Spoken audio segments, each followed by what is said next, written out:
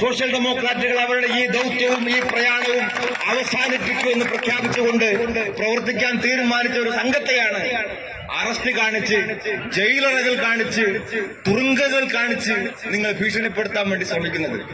അത്തരം ഭീഷണികൾ കൊണ്ടൊന്നും ഈ ദൌത്യം സോഷ്യൽ ഡെമോക്രാറ്റുകൾ അവസാനിപ്പിക്കാൻ പോകുന്നില്ല എന്ന് ആവർത്തിച്ച് പ്രഖ്യാപിക്കുകയാണ്. ഇന്ന് ഈ സമയത്ത് ഈ രാജ്യത്തിന്റെ തെരുവോരങ്ങൾ അഖിലും ഞങ്ങൾ ഈ തെരുവിൽ നിന്ന് ശക്തമായി പറയുക, ഞങ്ങൾ അവസാനിപ്പിക്കാനോ ഞങ്ങൾ പിന്മാറാനോ പോകുന്നില്ല.